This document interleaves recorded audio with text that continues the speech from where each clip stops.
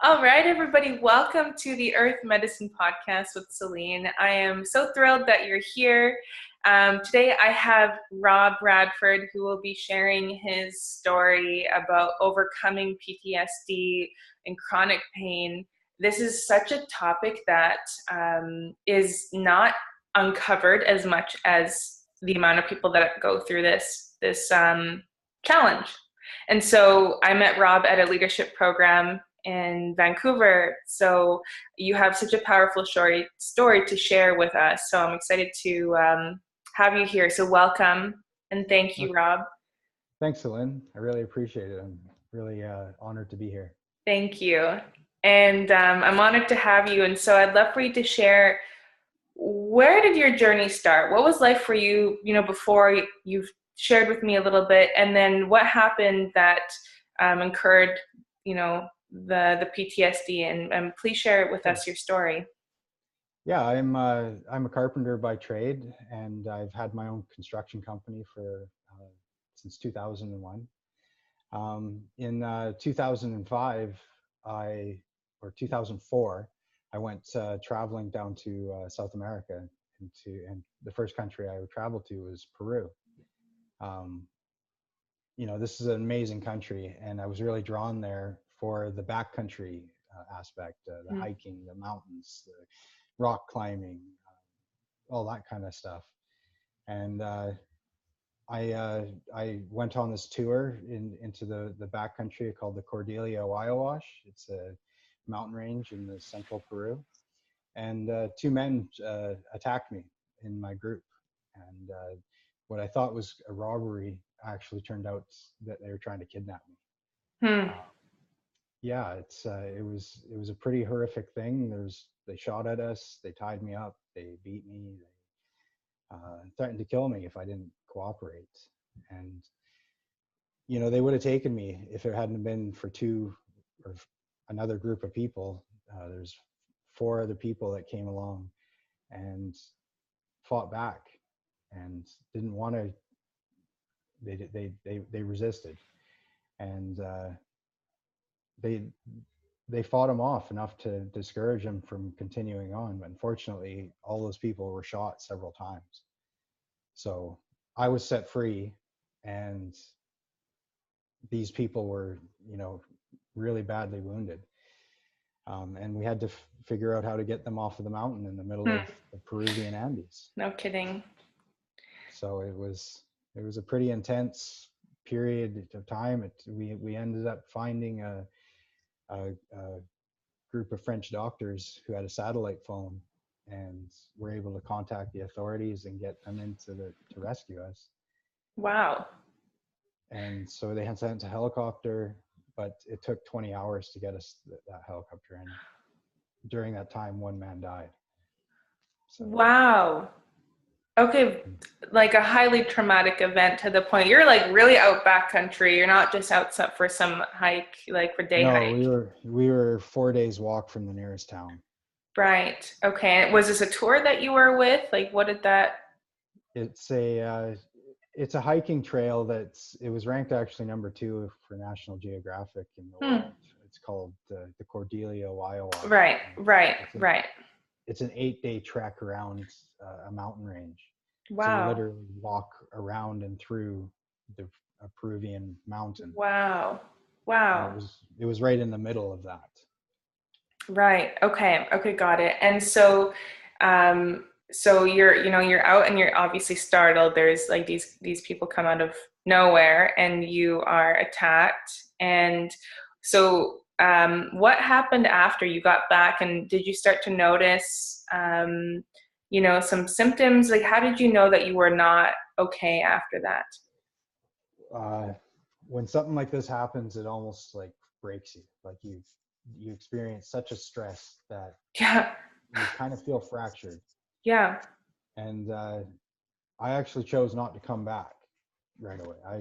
I chose to actually continue traveling with the people that it all happened to. Mm-hmm. Everybody who was in my group that weren't hurt, we stayed together and traveled for another 3 months. And then, wow.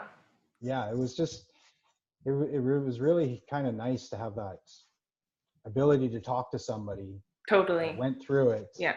and you lived with them while you're traveling for 3 months, and kind of Yeah. healed. And a lot of healing did happen then.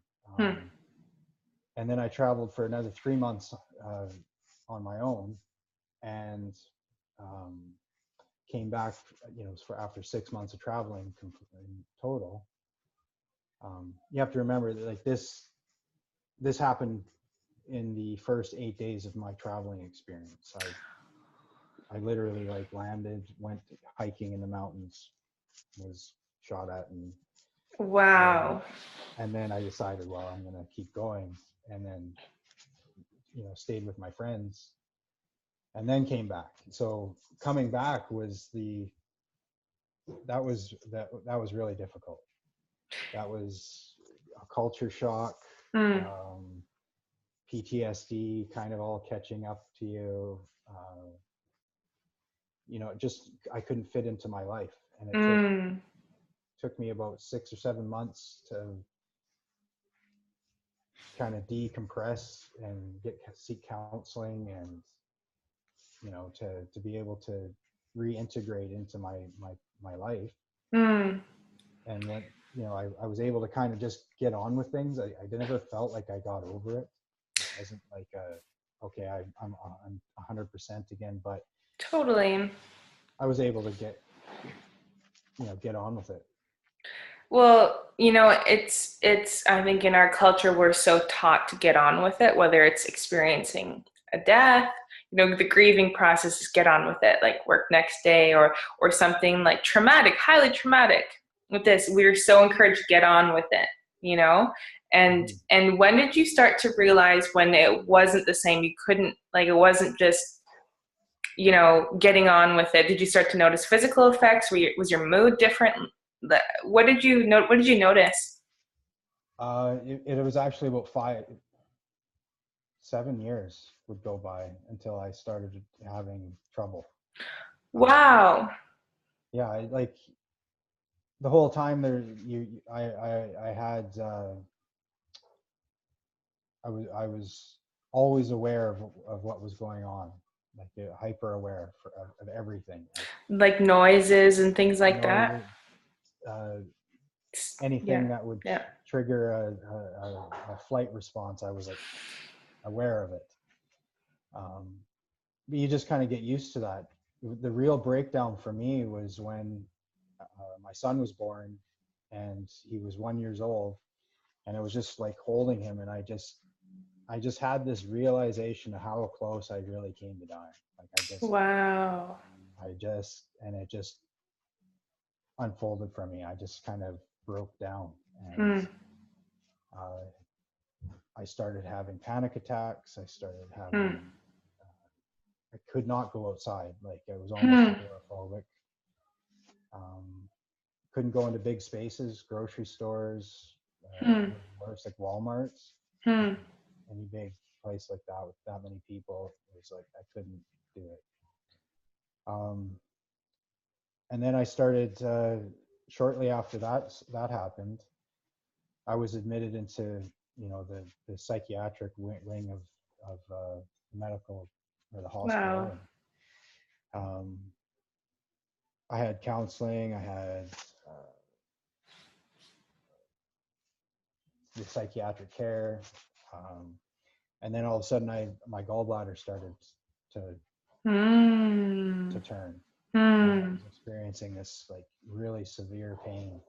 And I spent a week in the hospital for that, and they eventually took it out, and lots of complications with it. So after I came out of the hospital, I was in intense pain. I was completely panicked, and nothing could make it better. It just seemed like the world was coming to an end. Yeah. Yeah.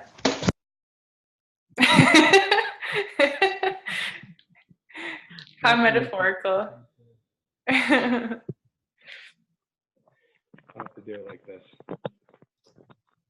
I Wow. will. Okay. And thank you. And then what did you do after that? I mean, how does one deal with that? You start looking for help from your general practitioner, your doctor. Mm-hmm. You start going, because the pain didn't really go away, and Yeah. this is where it really gets hard in my life. Up to that point, it was relatively easy. Um, the burning pain that I felt from the gallbladder going bad, it never went away. It was just this After constant the removal. after the Right. surgery. Right. I'm just trying to get the healing done from the surgery and not move around and everything. Well, 3 weeks go by and you're not feeling any better. 4 weeks go by and it's kind of getting worse, and 5 weeks go by and you go, okay, well, you're going that. I went back to the doctor like every day, Yeah. Yeah. and they just said, well, no, there's no problems. They did tests, they did blood work. No, Yeah. you're fine. Yeah. And so Hmm. yeah, I ended up having eventually to hire a doctor in Vancouver that didn't have my medical history. I actually hired him to just kind of test me to benchmark my fitness level. Mm-hmm. And during the exam, I said, "Well, I'm experiencing all these problems too. Do you think you could help me with that?" And Mm-hmm. he ended up actually diagnosing me with complex regional pain syndrome, which was the first time that I had anybody that would say it was anything other than post-traumatic stress Hmm. Hmm.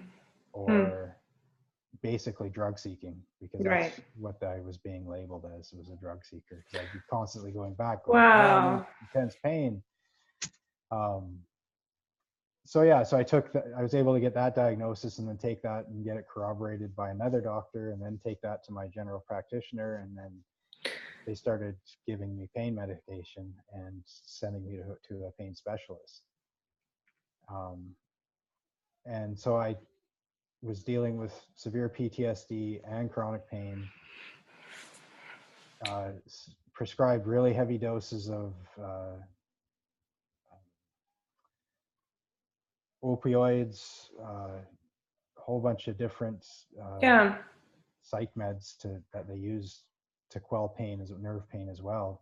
They basically may turn you into a zombie, Yeah. and they just rotate me onto a new drug Yeah. every month until. And you have a family inside of all of this. Yeah, I have a young family. My son was Yeah. only one. He had his first birthday 7 days Jeez. before the operation. Oh my God. Yeah. Wow. So, and yeah, and that was hard because it's it's, Yeah.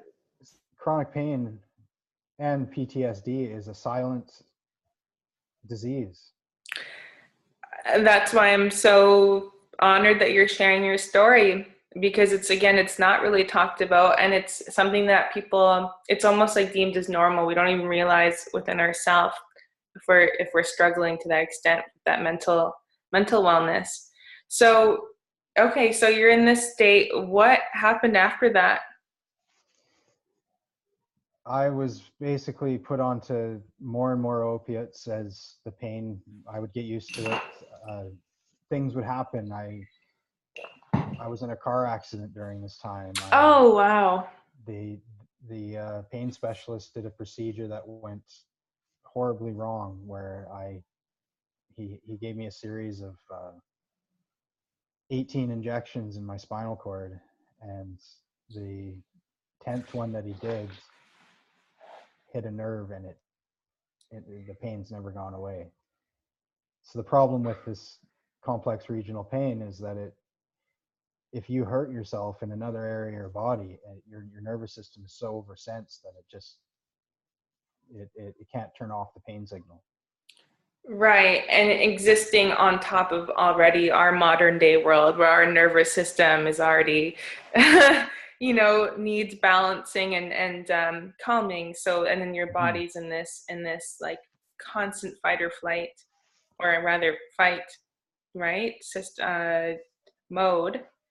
So after that, I know that you got in touch with Chinese medicine. How Yeah. how did you end up going from, these doctors and these pain medications to meeting this person? It was just getting to the point of enough's enough. This is not working. This is whatever they're trying to do. It is not helping me. It's actually, I'm just getting worse and worse and worse. So I was like, okay, well, the first thing that's got to go is the drugs. Hmm. We'll just learn how to deal with the pain, because the drugs, the side effects are just as bad, and it's killing you. So I started to titrate off of those on my own, and then I took a course at, like, an orientation at the pain clinic in Victoria, at the Royal Jubilee Hospital, and they had introduced me to a whole bunch of kind of alternatives to, Hmm. just to cope, Yeah. that didn't have to involve drugs. Hmm. And so I started looking into hypnosis first. Mm-hmm. That was suggested there, and that really helped me with my sleep. I was Hmm. constantly having these dreams of people uh, standing over top of me, like about to take me. And I was just Hmm. constantly being, yeah. I'd wake up and there would be the person there. Like I would swear there was that person Oh standing yeah. there. Oh yeah. Yeah. So hypnosis, I was able to access my subconscious and give it permission to let that stuff go. And so I was able to Wow. start sleeping better. Um, and then I thought, okay, well, this is great. This is successful. I'm getting down on the medication, sleeping better. Now there's got to be something else. And just through talking to friends and just telling people where I'm at and what I'm trying to do, people suggest things. And one name kept coming up, and it was Dr. Fei Yang, this traditional Chinese medical doctor. And you know, I, the last person that suggested it was suffering from Parkinson's disease, and she doesn't have a tremor at all anymore. So it was like, there's something going on with this. Yeah. Um, and with her recommendation and offers of support while I'm going through it, she said, just go and trust this lady. She will help you. And Hmm. so I did. And from the moment I saw her, I walked in, and I really didn't explain to her what was my problems. She said, okay, well, I just want to give you an examination, and then we'll talk after that. I put my hands in her hands. She felt my pulse. I stuck my tongue out at her, and she read my tongue. Mm-hmm. And she says, you're suffering chronic pain. You wake up at this time of night. Your stomach, you're bloated. You're having constipation. She just told me all my problems. You're like, you just took my pulse. And then, and then I'm like, yes, this and this and this. And then she just had an ability to listen. You could tell her what's actually going on in your life. And she uses acupuncture and herbs in order to release all of the energy that's bound up Stagnation. inside of you. You're able to uh, get the nutrition into you, so your organs in your body are actually working like 100% and regenerate yourself. And within 6 months of seeing this doctor, I was completely off of all the medication and was actually able to start participating in my life again. Yeah. It Yeah. was an incremental. I was basically bedridden, or uh, Yeah. Yeah. couch Or your bound. mind, it's like with the medication, your mind isn't clear either, right? Yeah, I was a zombie. There was no Yep. spark in my eyes, Yep. and I'm still in pain. It's been 18 months since I've seen her, but I am active. I do things now. I'm back out hanging out with my friends. You uh, travel to Vancouver I once a travel to week Vancouver to to once be a in a week. leadership program. Yeah, and I'm taking part in community projects that I That's, didn't even think that was possible, and I'm making a difference for myself and my family. I just have a whole new outlook on life, and it's really all because of these alternatives, you know, you know, that I've used. it's incredible because I really see healing as this journey, and you're a perfect example of this journey and someone who's opened their minds to alternatives, because that medicine that you received and the surgeries, those were all important, though it's something else to look at. What else is possible, what else is treating the spirit and the emotions, and I think this is such a big missing inside of our healthcare, and this is what I'm so passionate about bringing to the surface, is that emotional, spiritual, when you're like getting your because I'm 100% all about the clearing the energetic blocks, and then the nutrition, and then looking at emotions. So you really, again, took responsibility for your health. And I mean, what would you share with somebody who is also going through chronic pain or PTSD and is kind of at a point like, what do I do? What advice would you have to someone? Well, the first spot that I really started with was the idea that it's okay. Hmm. It's okay. Hmm. And I started with breathing exercises, Hmm. and they're always with you. If you're Yeah. dealing with PTSD or chronic pain, you go into a panic state quite easily, and you'll find yourself not breathing a full breath. So to be able to give yourself that space of slow, steady breath, live inside of it, and accept that it's okay to be there. Just Because we resist it. you give yourself permission to live and Mm. be in that space no matter what. To choose it and live there, no matter how you're feeling, and it gives you find yourself relaxing. You find yourself the panic or the pain abating. There is pain still there, and it may be a powerful pain.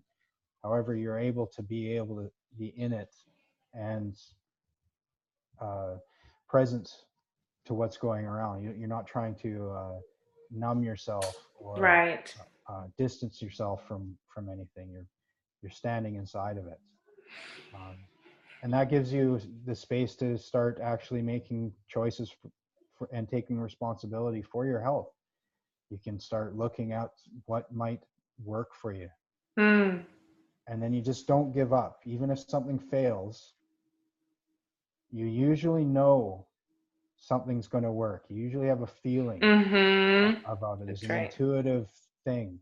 That's right. And if you can just stay in a calm state, keep the breath moving, allow yourself to be present, you'll find that it'll start laying itself out for you.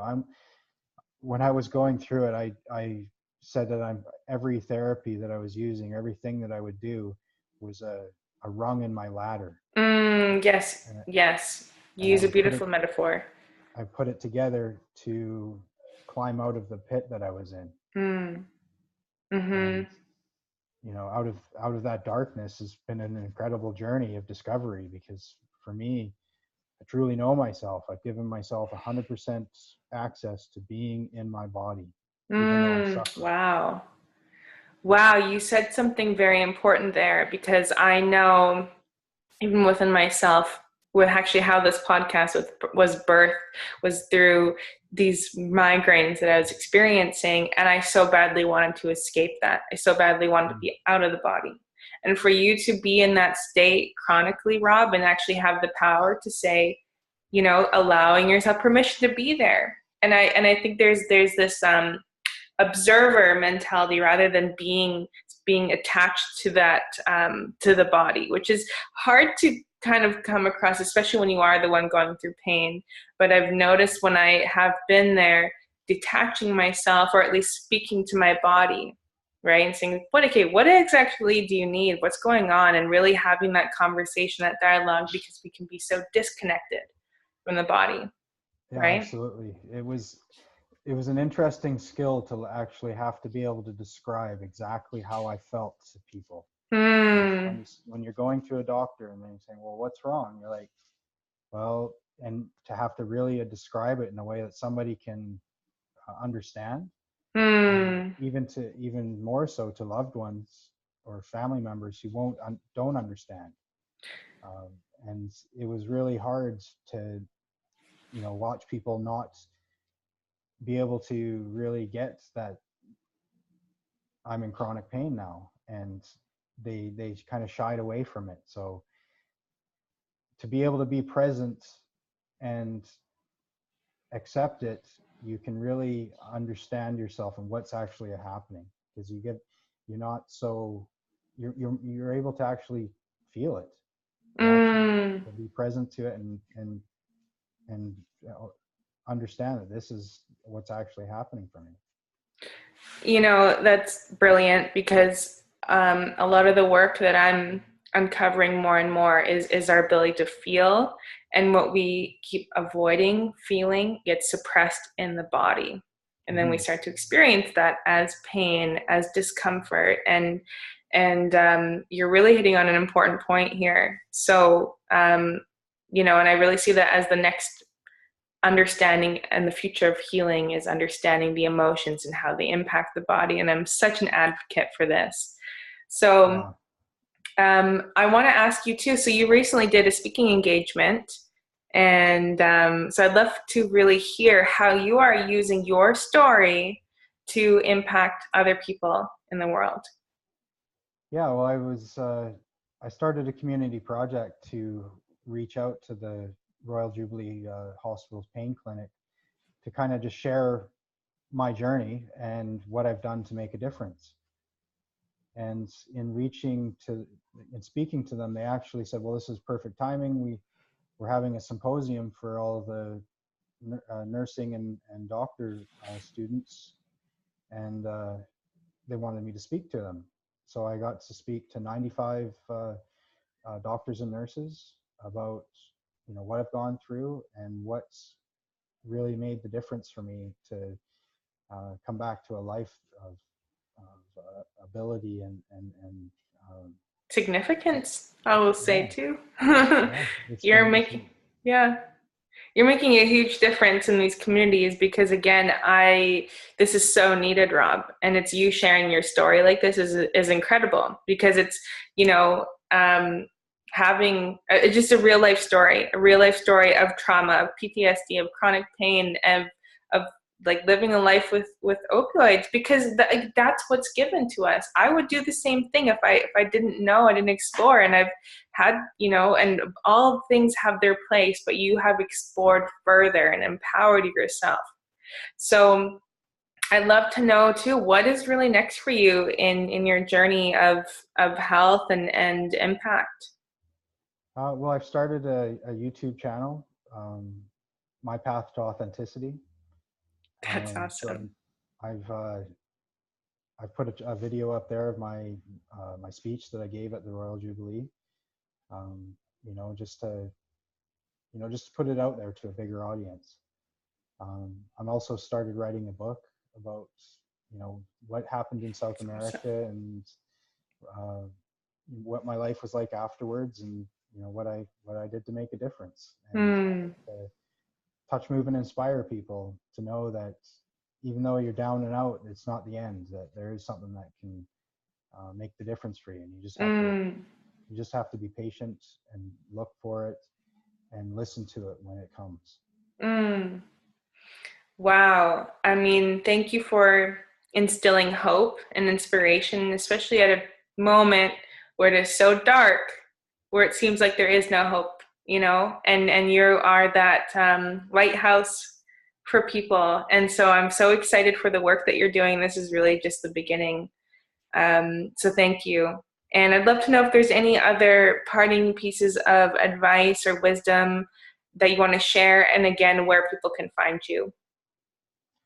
Yeah, so my YouTube channels, My Path to Authenticity, and I just want to leave people with the idea that there's something out there for everybody that will work.